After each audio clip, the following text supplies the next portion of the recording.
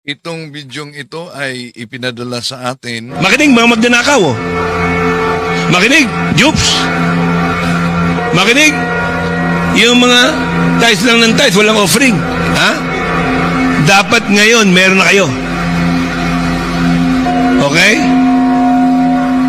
Meron kayong sacrificial. Pag hindi, malis kayo. Mapapahiya kayo. Isang mangangaral ng born again na ang sabi niya, If you die in a Catholic faith, then you will go to hell. I assure you that, 100%. kung mamatay ka na isang Katoliko, sigurado umano, 100% na ikay maimpyerno. Grabe itong mangangaral ng born again. Inisquat niya ang sa Diyos na siya ang may kapangyarihan na maghatol. Pero talagang biktima lang siya sa maling akala. At ito'y sasagutin natin mga kapatid. Dahil ito'y katuparan sa hula ni Propeta Isaiah sa Isaiah Kapitulo 5, versikulo 20. Sa aba nila na nagsisitawag ng mabuti ay masama at ng masama ay mabuti, na inaaring dilim ang liwanag at liwanag ang dilim, na inaaring mapait ang matamis at matamis ang mapait. Baliktad talaga. Bakit? Ito'y tatalakayin natin, samahan ninyo ako. Kasi kamalingan, pag palaging inulit-ulit ay magmukha talaga ang kaguluhanan para sa ating mga kapatid na kulang ang kaalaman. Ang pagkadaya ay maranasan sa iba't ibang paraan. Pero napakasakit pag madaya tayo sa pananampalataya. Dahil nanganib pati ang ating kaluluwa. Viva Cristo Rey! Pro Dio et Ecclesia! Kumusta? Welcome. Ito yung lingkod, Brad Wendell Talibong, muli makasama ninyo sa pagkakataong ito. At inaniya natin ang ating mga suking taga-subaybay. Huwag kalimutan na pindutin ang like sa ating live. At huwag din kalimutang mag-subscribe. At pindutin ang bell button para updated kayo. Mag-comment at i-share ninyo. Di na natin pa tatagalin pa mga kapatid. Ito, sasagutin natin. Dapat daw kuno igalang o tahuron si Maria. Kami raw ng mga ibang relihiyon, hindi daw magtahod kay Maria. Ay naku, binalik. Sila daw na ibang reliyon, di nagtahod, di naggalang kay Santa Maria. Binaliktad daw. Di ba? Tinawag ng Maria, parang kapitbahay lang niya. Tad mo, gitahod nyo si Maria, tapos gibutangan ninyo og iba't ibang bersyon. Our Lady of Lourdes, Our Lady of Fatima, Our Lady of Mercy, Our Lady of Conception. Sa di alam yung tahod, paggalang yan. Sabi niya, ginalang niya si Maria, tapos binigyan niyo ng iba't ibang version, Our Lady of Lourdes, Our Lady of Conception. At gumagawa kayo ng rebulto. so bago yung gumagawa ng rebulto. So, kung ang punto niya na binigyan umano ng iba't ibang version, yun ay palatandaan na hindi ginalang, huwag ka na lang maniwala sa Biblia. Bakit? Biblia nga, iba't ibang version. Wala naman kayong sariling Biblia. King James Version, may New King James Version, may Standard Version, may English Standard Version. Ang Our Lady of Lourdes, ang Our Lady of Fatima, di yan version, kundi ang pagtawag sa aparasyon kung saan nagpakita ang mahal na Birhen Maria. Wala yan sa ibang sikta dahil di kasi ninyo kasama si Santa Maria. Si Panginoong Hesus nga, tinawag na Jesus Nazareno. Dahil taga Nazaret siya. Ang mahal na Birhen Maria, tinawag na Immaculate Conception, tatalagayan natin, dahil wala siyang bahid ng anumang kasalanan. Sabi niya, di niyo ginalang. Bakit? Kung Bible alone kayo, nasa Bible ba na ang pagtawag ng Our Lady of Fatima, Our Lady of Lourdes, ay di paggalang sa mahal na Birhen Maria? At sabi pa niya, Ito at larawan nila. ginawan umano ng larawan ang mahal na Birhen Maria. Ito at larawan nila para ibenta. Pagtahod ba yan? Oh, so ginawa ng larawan para ibinta. Yun ba'y paggalang? May logic kaya itong mga ngaral ng born again na ito? Di ba wala kayong Bible? Pero kadalasan ginagamit ninyo na Bible, King James Version. Alam nyo ba na ang King James Version ay opisyal na Bible yan, version ng Anglican. Hindi yan sa mga born again. Pero namili lang kayo ng Bible. Kadalasan ang Biblia. King James Version. Oh, ngayon, punta tayo sa Biblia.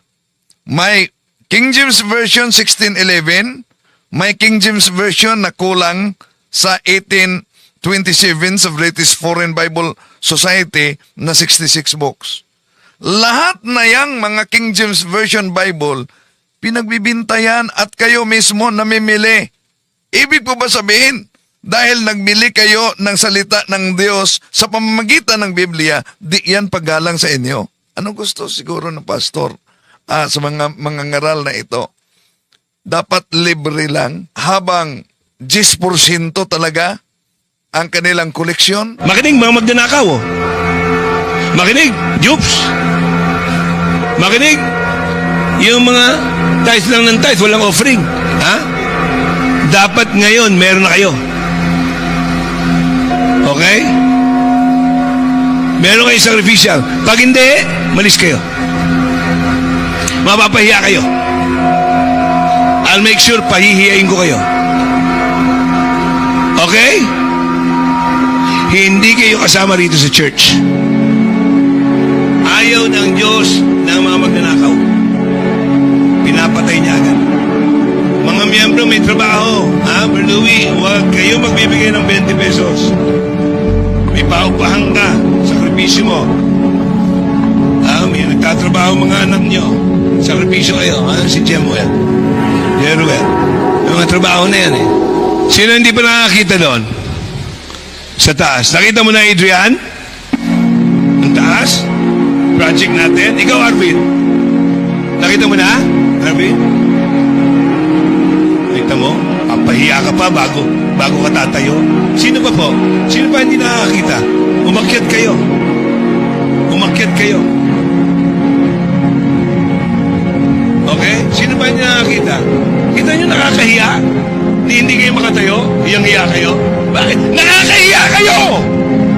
Miyembro ka, hindi mo alam yung project sa taas, tapos maglalaro ka dyan, tataas-taas ka dyan. Pag nagawa, anong kwenta mo? Magbigay. May sacrificial ba kayo? May sacrificial. May trabaho ka ba, Arvin? Wala? Nagkakapera ka ba? Nagkakapera ka? Wala naman eh. Okay po? Miskin na mga bata na nandito. Ipasa natin. Okay? Wala ka, boy? Ano ba naman yan? Bisita? Pwedeng bisita, pero pwede magsakripisyo, ha? Ayos na po, nakapagbigay lahat. Bibilangin yan. Pag wala ka mamaya, markado ka bata. Ibig sabihin, wala pangalan mo dyan, pahihiyain ka. Kaya-hiya ka. Okay? Mariki. Ayun pala. Andiyan ba? Nadadala mo na? A bit late ka kanina. Nanundo? Kayo mga may sasakyan, huwag kayong magpapahuli, ha? Wala kayong kakwenta-kwenta. May sasakyan na kayo, nahuhuli pa kayo. Jonard. Bulok, tanga, stupido. Yung ibig sabihin ng BTS. Sa totoo lang. Bulok, tanga, stupido. Tabi-tabi po, ha? Dapat tayo, mga malalakas na sa Panginoon, ha? Mga pastor, huwag kayong nakasaktan. Maraming BTS na pastor. Hindi alam ang kanilang ecclesiology, nagpapastor. Kaya sabi ko kay Pastor Mer, sinusuportahan mo si Romuald Olango. Ikaw nagsasabi ng Proverbs chapter 28, verse 26. He that believeth in his heart is a fool. Huwag dahil sa kaibigan mo yan, susuportahan mo. Dahil ahas yan dito. Kaibigan mo yan, tapos kaibigan mo ako. Kaya sabi ko sa kanya, ultimatum ito, Pastor Mel, kung hindi ka makikipagkalas dyan, sa mga tinutulong mo dyan, nung last Saturday, lumayo ka dyan. Ahas yan. Inalagaan ko yan. Ahas yan. Okay, ha? Yung Mario Curay, panayang usap dyan. Kayo, ngayon, mapapayapa na kayo. Kayo mga nandyan, tama po ba? Na yan, nagbububulong? Imbis na amen? Grabe ka. Sobra ka. Sinungaling ka. Ako yun, ha? Habang nagpipreach ako, nung Sunday. So sabi ko, kung ganyan, kinabukasan, prayer time namin, sabi ko, Pichard, wala na yan. Huwag mo nang papupuntahin dito yan. Hayop yan. Ahas yan, lintayan, satanas yan, peste yan, anay yan. Nung Wednesday, nag-attend pa yung mga hindi, nakarinig pa sila, no, ng lalong judgment ng Diyos. At walang repentant attitude, yabang, pride, covetousness, and rebellion. Lahat ito, karakter ni Satan ang bumalot sa kanila. Lahin kayo. Kaya tanggalin na to, ha? Tanggalin na to sa ating group chat. Arellano mag-asawa. Susumpa na yan. Itong mag-asawa to, Diyos nito, trabaho. Walang kaisipan na matino itong taong to, eh. May tililing nga, eh. Okay, ha? Dapat i-endorse. Yung isang pamilya rito, na 7 taon naging miyembro namin, walang giving yon, Pastor Recto. Walang giving. At yung dalawang anak, yung isang anak na babae, saan ko man makita yon, pati yung nanay, dito ang ayos kamo ng damit, ha? Saan ko man makita, naka-leggings lang. Walang palda, leggings lang. So, umalis dito. Bago pala umalis, bumisita muna sa ibang church. Actually, nung service nila Pastor Hek, nandun pa eh. Pero siyempre, satanas na yan, hindi natinag doon sa mga sinabi ko. Kumamay pa sa akin habang kumakain. Sabi ko, sige na, okay na. Kamay ka, satanas. Kamay ni Judas yun. Kamay. Yung espiritu ninyo, halatang halata ako. Kasi spiritual ako. I'm filled with the Spirit. Kayo, filled with Satan's Spirit. Satanic Spirit kayo eh. Para tayo ngayong linggong ito, magkakaroon ng another first fruits commitment.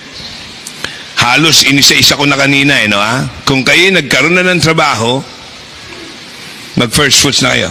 Lahat ng yan, lahat ng sweldo nyo, lahat ng unang renta ng inyong mga pabahay, bigay nyo sa Panginoon. Alright? Lahat ng unang sweldo nyo, bigay nyo sa Panginoon. Alright? Lahat.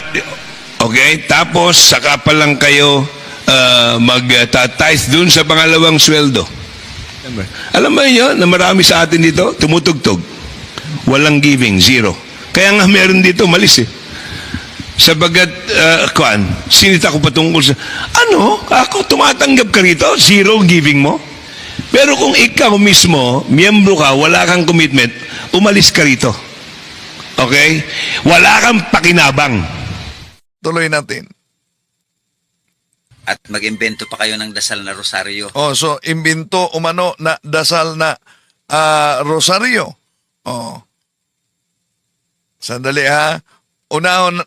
Unahin natin itong sinabi niyang mga imahe o larawan. Diyan ba sa Biblia? Ang ating Panginoon Jesucristo, kung basahin natin salin ng The Living Bible, Protestant na salin, wala bang larawan? Ito ang mabasa natin, mga kapatid. O Foles Galatians chapter 3 verse 1 ng The Living Bible. O Foles Galatians, what magician has hypnotized you and cast an evil spell upon you? For you used to say the meaning of Jesus Christ's death as clearly as though I have waved a placard before you with a picture on it of Christ dying on the cross. Okay? Si ano daw? With a picture on it of Christ dying on the cross. So, sa King James Version, the Living Bible, mabasa pala na may imahe o picture ang ating Panginoon Jesucristo. Sa New, the Living Bible, anong mabasa sa Isaiah chapter 19 verse 19? In that day, there will be an altar to the Lord in the heart of Egypt. And there will be a monument to the Lord at its border. Ano daw? Merong altar sa Panginoon at merong monumento sa Panginoon. Tingnan niyo ang sa mga born again. Meron ba kayong mga altar? Meron ba kayong monumento? Wala, di po ba? Ang sa inyo ay stage. O di kayo sumunod sa nakasulat sa Biblia. Okay, punta siya sa rosaryo. Ano daw ang sa rosaryo? Kaya nga yung rosaryo nyo hindi nakakapagbago eh. Yung rosaryo daw umano hindi nakakapagbago. Una, mga kapatid, ito talaga ang katuparan ni Tatang, no? Katuparan ito ni Tatang. Silipin natin ang ilo kay kapatid na sandali muna. Si kapatid na Ininya Tata Balabat Malyaw at sa lahat ng mga kapatid na sumusubaybay. Okay. So, ngayon mga kapatid, sisilipin natin yung nagpadala. May pinadala kasi itong videong ito. No? At sasagutin natin punto por punto bago tayo papasok sa sandali, nawala. Bago tayo papasok doon sa punto por punto ngayon, mga kapatid. Oh. Okay. So, ito ang katuparan sa nakasulat talaga na binasa natin ang Isaias 5:20. Nasa aba nila na nagsasabing ang mabuti ay masama at ang masama ay mabuti at iniaring dilim ang liwanag at liwanag ang dilim. Imagine, imbento ang rosaryo daw. Oh. Ang tanong, ano ba ang nasa loob ng rosaryo? Dahil para sa kanya, ang rosaryo di daw umano ito makapagbago. Di po ba ang nasa rosaryo, mga kapatid? Very biblical ang nakasulat sa rosaryo. Bakit binasa natin ang Isaias Kapitulo 5, versikulo 20? Nasa aba nila na nagsasabing ang mabuti ay masama at ang masama ay mabuti. At inaaring dilim ang liwanag at liwanag ang dilim. O baliktad, ganon talaga ang sa demonyo, baliktad, di ba? Bakit? Binanatan ang rosary dahil di daw makapagbago. Ano bang sinasambit natin sa rosary? Di ba? Una, in the name of the Father and of the Son and of the Holy Spirit. Masama ba ang pagsambit sa pangalan ng Ama, Anak at ng Espiritu Santo na binanggit sa Mateo 28:19-20? Pagkatapos may Apostles' Creed. I believe in God the Father Almighty, San Mateo Kapitulo 5:45. Creator of heaven and earth, Genesis chapter 1 verse 1. At nasa Roma Kapitulo 1 versikulo 20. And in Jesus Christ, His only Son, our Lord, Mateo Kapitulo 3. Napaka-biblikal yan, mga kapatid. Napaka-biblikal. At glory be to the Father, and to the Son, and to the Holy Spirit. Mabasa natin yan sa Mateo sa Judas Kapitulo 1, versikulo 25. So, napaka-biblikal ang nasa rosaryo. At ano pa? Di po ba turo ng ating Panginoon Jesucristo sa Mateo Kapitulo 6, versikulo 9 hanggang 13 na kung manalangin kayo, sabihin, ito ang panalangin, Our Father who art in heaven, holy be your name, your kingdom come. Nasa San Mateo Kapitulo 6, versikulo 9 hanggang 13. Meron pa tayong tinatawag na Fatima prayer. Ano ang sa Fatima prayer? Oh my Jesus, forgive us our sins. Anong para sa kanila? Oh my Jesus, do not forgive us our sins. Imagine, sino ang katuparan sa San Mateo Kapitulo 5, Isaias Kapitulo 5, versikulo 20? Sa aba nila na nagsisitawag ng mabuti ay masama at ng masama ay mabuti, na inaaring dilim ang liwanag at liwanag ang dilim. Di ba kabaliktaran sila? Sa rosary, sinasambit natin, Our Father who art in heaven. Masama daw yan. Oh, isip-isip na kayo mga born again, ha? Isip-isip na kayo. Maliban lang kung willing kayo makipagharapan sa public debate. No? Oh. So, tuloy natin. Di daw makapagbago ang rosary. Forgive us our sins as we forgive those. Di ba? Turo yan ng ating Panginoon Jesucristo. Nasa Holy Rosary yan. Oh. Okay, tuloy natin. Rosaryo pero palamura pa rin. Oh, yung nagro-rosaryo daw, palamura pa rin. Ito'y, kung sa korte pa mga kapatid, ang ikinakalat nitong mama na ito ay heresy. Ano yung heresy? Heresy, information received from another people that one cannot adequately or substantiate rumor. So, iwan ko kung galing lang sa kanya eto. No? Pero, heresy, bakit? Nagro-rosaryo, palamura. Kailan ba siya nakakita na nagmumura habang nagrosaryo? O yung mga nagmumura ay nagrosaryo talaga.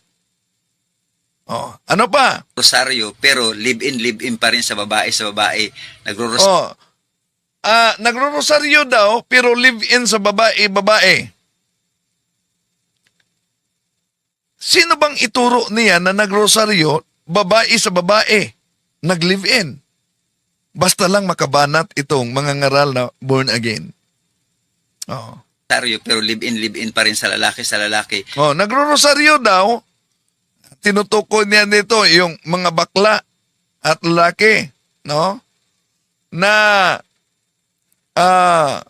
sabi niya, nagro-rosaryo pero live-in sa lalaki. Sino bang ituro niya na nagro-rosaryo pero lalaki nag-live-in? Oh, mga ngaral ito. Pero pati siya, di niya alam na siya pala'y nagpakalat na ngayon ng tinatawag na chismis. Oh. Dahil bunsod sa damdamin niya para lang siraan ang pananampalatayang Katoliko. Pero parang sa buhol ito, no? I-contact mo ako kung willing kang makipagharapan. Anong topic? Rosary? Diyan tayo sa Tagbilaran. Di ba taga Buhol ito? Oh. Sacred images? Willing ba kayong makipagharapan sa ngalan sa born again na inaniban ninyo? Contact mo ako. Schedule natin yan, kapatid. Oh. Okay. Tuloy natin. Nagro-rosaryo pero nagdidisco, Dance and Satan's Company. Oh, so nagro-rosaryo umano pero nagdidisco. Kailan ba ka nakakakita na nagro-rosary and then nagdidisco? Dance with Satan Company. Di ba niya sandali. Di ba niya alam na i-comment ninyo mga kapatid. Oh, dito tayo. Born again ka. Di ba? Ano itong ulat kaugnay sa pastor? Comment kayo kung marinig niyo mga kapatid, ha? Isang pastor na umano'y nang halay ng isang minor de edad na miyembro ng kanilang simbahan huli sa manhunt operation. Nako!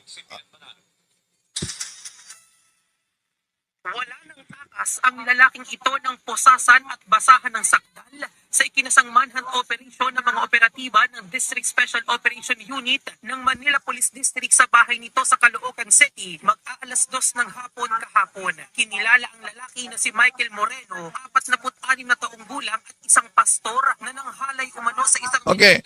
Pastor ito ng born again. Hindi ito nagro-rosary.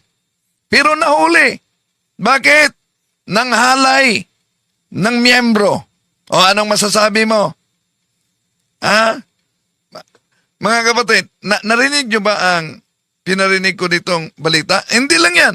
May pastor born again pa na nahuli sa buy-bust operation. Nakuhanan ng droga. Sandali, narinig nyo ba ang balita? Kaugnay sa pastor na ito na okay. Mahina. Halay ng isang minor de edad na miyembro ng kanilang simbahan huli sa manhunt operation. Nagpapalit si Pian Manalo. Wala nang takas ang lalaking ito ng posasan at basahan ng sakdal sa ikinasang manhunt operation ng mga operatiba ng District Special Operation Unit ng Manila Police District sa bahay nito sa Caloocan City mag-aalas 2 ng hapon kahapon. Kinilala ang lalaki na si Michael Moreno, 46 na taong gulang at isang pastor na nanghalay umano sa isang minor de edad na miyembro ng kanilang simbahan. Oh, so, hindi yan nagro-rosaryo, ha? Pastor yan. Kasama ninyo na pastor. Hindi lang yan. Meron pa. Nahuli, pastor, nahuli. Dahil sa heinous crime. Yung may asawa na na miyembro niya, abay, nirelasyon niya. Oh. Hindi yan nagrosaryo. Di ba? Okay, tuloy natin ang mga ngaral na ito. Ano ang tinawag nyo kay Maria? Hindi kayo papansinin ni Maria at maging ng Diyos hindi kayo papansinin kasi puro kayo pakunwari. Repent and accept Jesus to become a born again. So, repent and accept Jesus to become a born again. Ona, puro pa kunwari. Innocentis. Good evening, watching from Masbati. Okay. Nakikinig po ako sa inyo palagi si Juanita. Hello po, kapatid Juanita. No? Welcome po sa ating pagsubaybay. Pero, una kung siya ay dating Katoliko, siya ang katuparan din sa babala sa unang Juan kapitulo 1 versikulo unang Juan 2 unang Juan 2:18-19. Ano nakasulat? Nandito na ang mga antikristo. Sila'y galing sa atin, ngunit sila'y humihiwalay sa atin upang malaman na sila'y hindi talaga kasama natin. No. Pero kung siya talaga ay born again, hindi, biktima lang sila sa maling akala. Pero kung tingnan at pag-aralan natin mabuti na kayong nag-aangkin na mga born again na ligtas na, wala kayong tinatawag na unbroken line of succession. Bakit? Halimbawa, sa taong 400, sinong born again ang ituro mong kasama? Di ba wala? Oo. Dahil bago lang kayo lumitaw at tatag lamang ng tao. Kaya,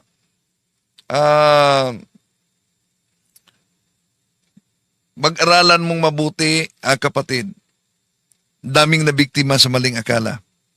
Kung ang simbahang Katoliko na palaging binanata ninyo sa mga iglesia ni Manalo, iglesia ni Ellen Goldwhite, iglesia ni Soriano, mga balik Islam na ang simbahan ay na Katoliko ay mali, una ninyong banatan ang nagtatag sa simbahang Katoliko. Dahil siya ang nagtatag. Kung mali man ang simbahang Katoliko. Pero bakit wala kayong marinig na pastor o mga ministro o balik Islam na inaatake at binanata nila ang nagtatag sa simbahang Katoliko? Dahil pag kanilang inaatake ang simbahang Katoliko, mga kapatid, mapilitan sila ang nagtatag, mapilitan sila sa research sa history. At kung i-research nila ang history, lahat na history. Gloria Encyclopedia Volume 5, page 106, Catholic Church, Greek Catholicos Universal, term generally applied to the divine society founded by Jesus Christ and endowed with outpouring of the Holy Ghost on the day of Pentecost. Hence often called Roman Catholics. Ipanalangin po natin sila, mga kapatid.